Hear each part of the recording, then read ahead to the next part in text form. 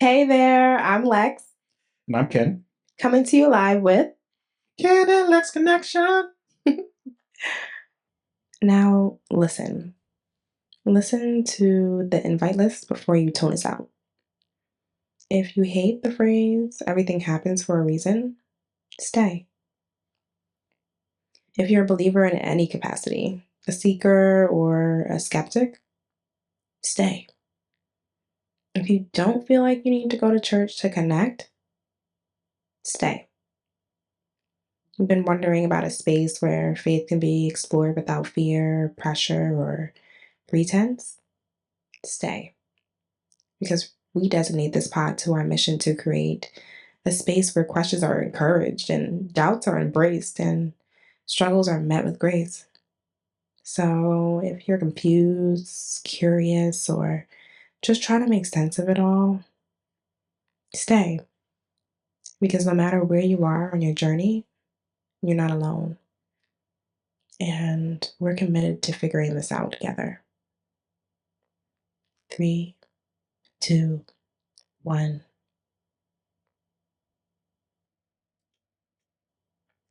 Okay, let's jump.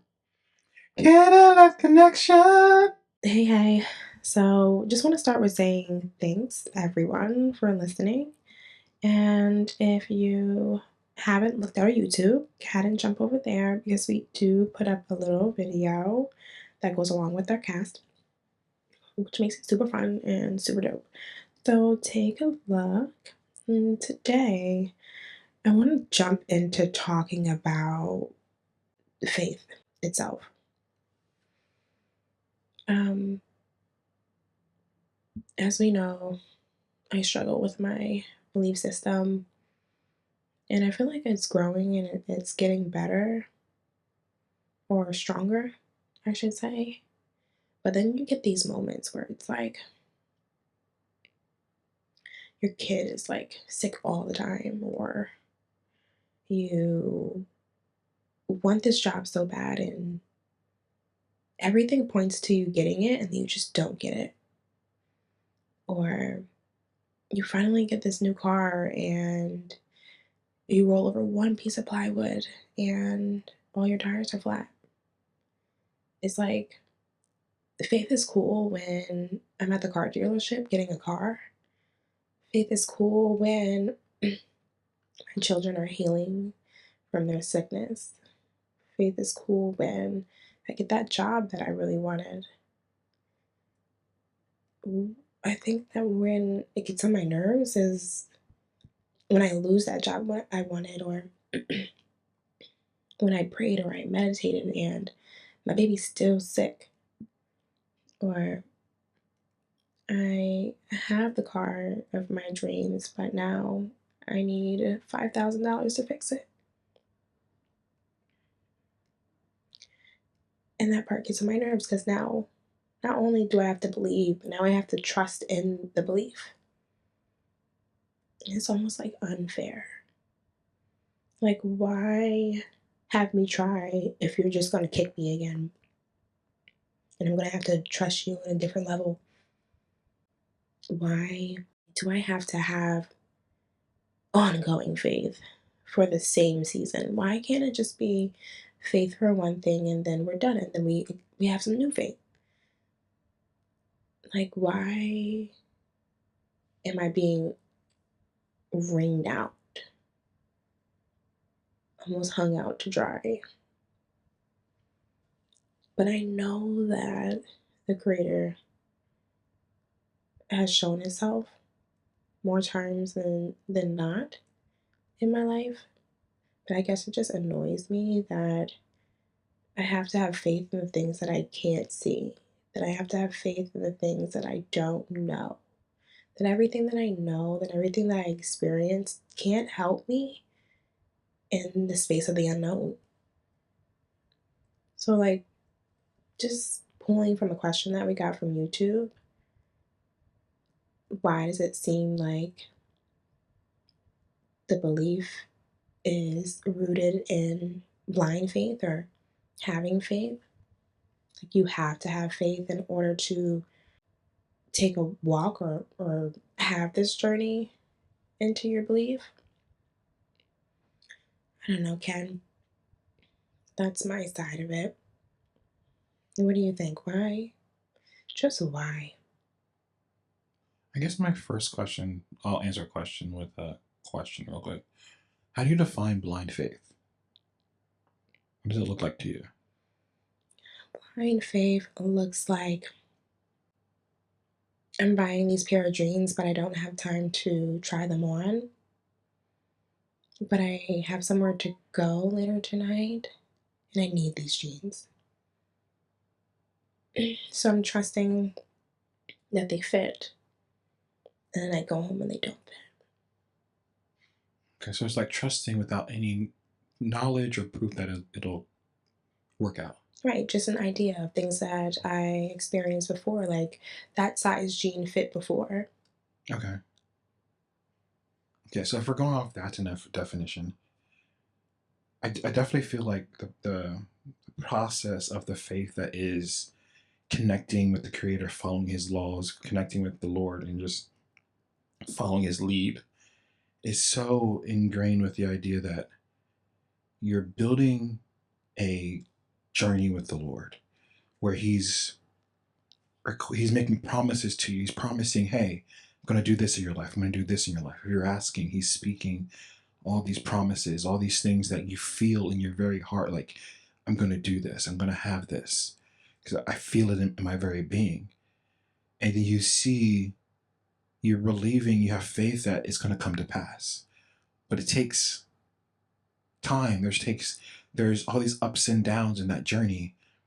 And the question with God is, are you going to still trust me when you go up and down in those journeys? It's like the Psalm 23 situation where you have those valleys of the shadow of death. You have the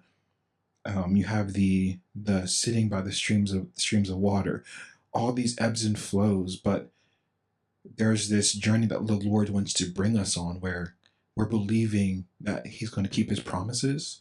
He's going to help us come to the truth of the things that we've asked for, the things He wants for us. But in that process, there's so many ebbs and flows in it.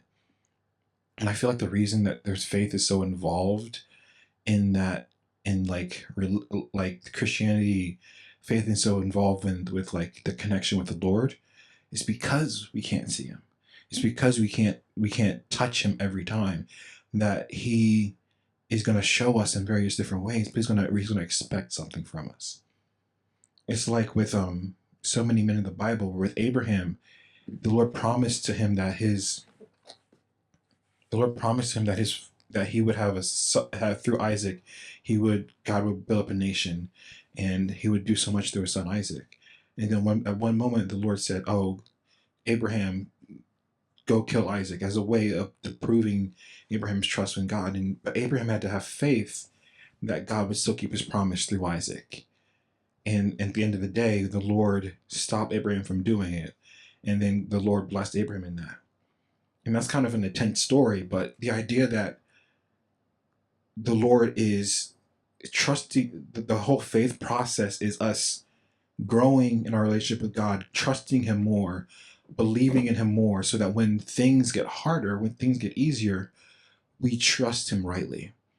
But that first step, that first movement, the first moment to get those experiences, having faith that God is who He says He is, that He actually is a provider, that He actually is this, He actually is this. It gets harder when those times are harder. It gets easier when those times are easy. But your faith in Him, your faith in belief that He's going to do all these things, needs to be able to stand no matter the season you're in. So I think a part of that whole faith process is it builds trust between you and your Creator.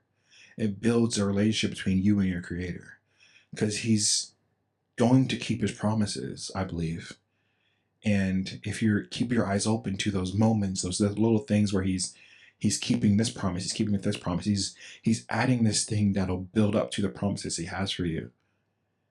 If you're not noticing those things, it's going to cause you to feel like your faith is nothing's happening. You're going to feel like, why am I believing in this person who does nothing for me? You're going to feel like, why am I believing in this God who's not even touched my life?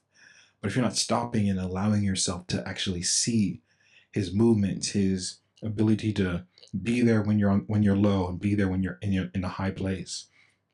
You won't be ready for all those shifting and changing in the seasons. So I think the beauty of the faith call of Christianity, of being connected with the Creator, of being all these things, the beauty of the faith thing is it's a invitation to trust, an invitation to the person you're saying yes to see if he can do what he promises he will do. And when he does that, your faith will grow. And when he does it again, your faith will grow. And when he does it in little things, your faith will grow. Okay. So the idea is for us to grow closer to the Creator by using our faith to enhance our trust in Him. Mm-hmm. Because yeah, exactly. Because it's like we have faith in like our everyday life. Mm-hmm. You have faith that your boss is going to pay you right for what you've done. You have faith that your boss is going to do this, this, and this. You have faith. Kids have faith that their parents are going to feed them at night, and they have faith to a point they're not going to assume there's not going to be food. Like there's like our lives are filled with moments that we have to believe in the person, our family members. You need to believe in the person around us. You need to believe that your sister is not gonna betray you. You have to believe that the person you're driving next to is not gonna like turn their car into you. There's so many moments in our life that are filled with faith that we don't think about. We don't realize that like the faith part of the relationship with God should be just as normal as that, because you're expecting so much more of God. Mm-hmm. I expect more of God than I expect of you as my friend. Yeah. And even though I have faith that you're going to do this, this, and this as a friend, and when you do it, it's like, wow, that's amazing. You're a good friend. But how much more your creator, how much more your God, having faith that he's going to do the things he promised. And the problem is a lot of times is the timing of that faith with God or the creator is way different than what we're expecting. Yeah. I think that is probably the most annoying part. Mm-hmm. Mm-hmm. Is that, yeah, sure, I have faith that everything's going to be okay. But then when you're being bombarded with like a bunch of Oompa Loompas with tutus, it's like, where do I go? Like, where do I run? I don't know. That was like actually a question. I think that was a statement, Ken. Don't worry. No, no, don't worry. Like you come up with amazing statements. I was just enjoying it. Go ahead. I guess, yeah, it's definitely the most annoying part when you have the faith, or maybe you're trying to have more faith, and there's just so many examples in your life that want to shoot down that little, what they call that, a mustard seed of faith that you need Yeah. in order to move in the way that the Creator has made you to move. Mm-hmm. It makes me mad. It's not more involved. Like, there's not more, it's not 2 + 2 = 4 now. It's not, I have faith and I trust and it happens. Yeah. It's like, I have faith, I trust, and it won't happen for 40 years. Yeah. Yeah. And I guess that's the part that makes me mad. It's like, how long do I have faith? And like from what you're saying, it's almost like the Creator expects me to have faith forever. And I guess that's fair if that's what He wants. I'd say that he expects us to have faith and believe forever, sure, but I don't think we should not expect him to respond in kind, Hmm. like and can look out for those things, because if we're giving ourselves over to the Creator, if we're giving ourselves over to him to keep all these promises, if he's doing nothing on our behalf, why should we trust him? Yeah. If he isn't doing the little things, why should we trust him? And Oh, the I little think it. things. The little things. I forgot about that part. I did want to pin that because I think I forget about the little things. Mhm. I think it's easy to forget about the little things because they are small.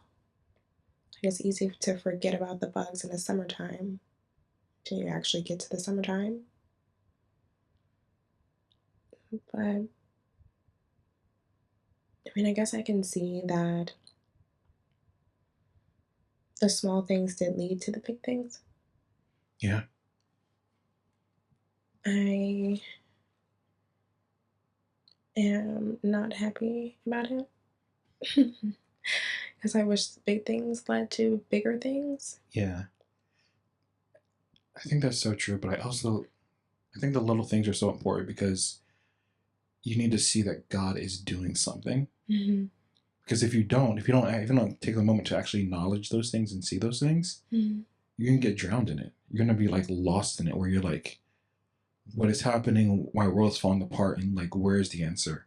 It reminds me of like the story of Elijah, where Elijah went to the Lord, and like, so Elijah was crying out to God. He's like, "There's no prophets around me. What's going on? I'm alone in this." He's like, he was running from the king and the queen.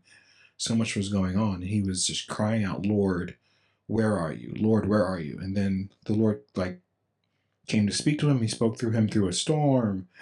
He didn't speak through a storm. He heard a storm. He heard all these things, and the Lord spoke to him in a whisper. And then he was like, then Elijah made his question again, and then God actually, the next step was God showed him that there was others.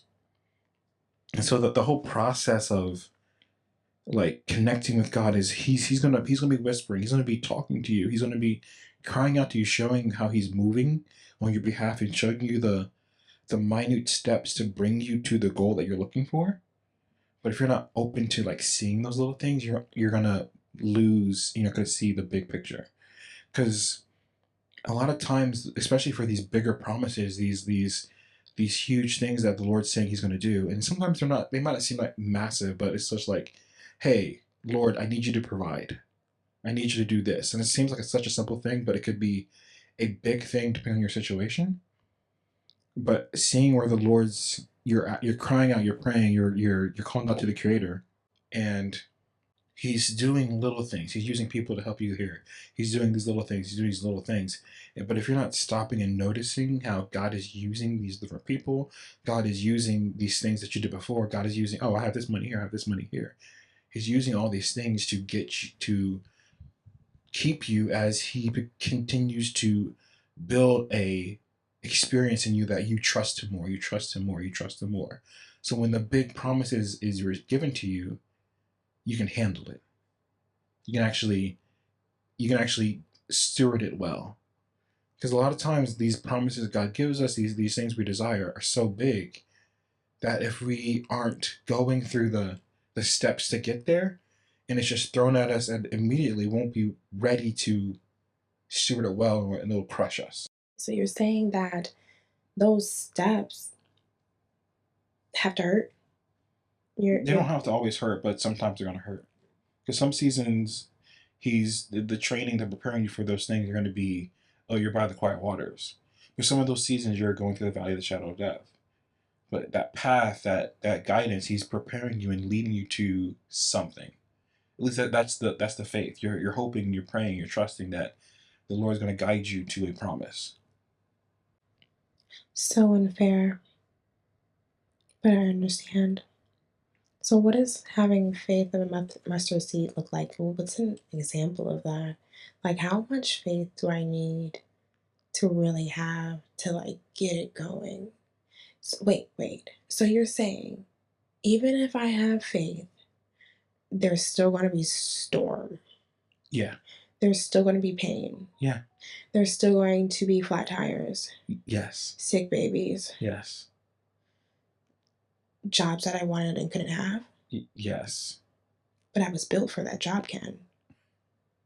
And I still can't have it, Mm-hmm. but I had faith, but I still can't have it. It's so unfair. It's so unfair because it's like you hear things, right? You feel things. You have these visions like, yeah, this is what I want to do. This is what I want to be. And you move forward towards that. Mm-hmm. And it's almost like the minute that you have that mustard seed, like everything in the mama comes down and rains holy hell Mm-hmm. on you. And I guess talking about it now, I guess that's the point. Yeah, but it's also there's like those things happen for sure, but as if with most of life, there's the good and the bad. Because even through that journey, you meet someone you didn't expect to meet. You have friends who are going in places that are almost the same direction as you. All these things are just they're just growing where you're seeing, oh, God provided here, God provided here. So that all these things are happening, and it's part of that journey where you're dealing with a sick kid, you're dealing with this, you're dealing with this. But then in that process, God makes you meet a person you didn't expect. Or God, you're walking a path and the Lord like you have interaction with two people that kind of like lifts you up. Like there's so many moments of God moving that if we're bogged down in the pain of it all, we're gonna miss those moments.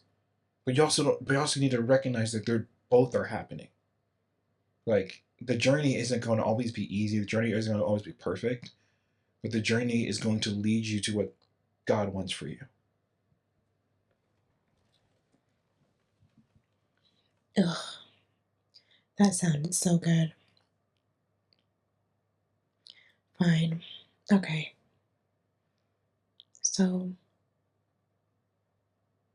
I'm not gonna ever be able to just be all scot free.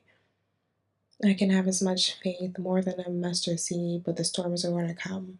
And the storms are going to come because I wouldn't know the difference between the sun and the storm. I wouldn't know the difference between what it feels like to come out of one and to be in one. Like, I wouldn't know what the sunshine was if I didn't know nighttime. If I didn't know dark times, would I be able to tell what happy times were? I have faith, and these storms happen because they're supposed to happen in order to bring me closer to the Creator and increase my trust in the Creator. So while I'm in that valley of the shadow of death, I should be looking for the little things. So the guy that would pull over and help with the tire, the doctor that figured out something was wrong when no one else couldn't. Those are the little things. Yeah, and I think the important part of remembering with that scripture is he definitely says you're going through the valley of the shadow of death, but you got to remember that he's with you. Mm. That's like the main point is if you look and see that he's with you, he's not trying to leave you to the pain, the craziness, the sick kids, all the negativity going around. He's not trying to leave you in those points. He's trying to be with you through those. How do I know when he's with me through those points? You said it's the little things. So I think that in those situations where you're rushing, you're moving, everything's like going crazy, and you don't have like it's like you can't breathe. I feel like you need to search for God's love. You need to look for where the heart of God is pouring out on your life in different ways. Because if you trust the Creator, if you trust Him and He's a part of your life, His love is going to be shown. Because He loves, He delights, He loves us. And so if you feel like the world is a like a tornado of movement, search for God's love. Ask for God's love. God, allow me to see your love. Even if it's a quick 2-second prayer, even if it's a quick 2-second call to the Creator, saying, Creator, show me your love. Oh, Life is hard. I know you love me. I need to see it. so I can do that on a car ride. You can do it in a car ride. So, like, what does God's love look like?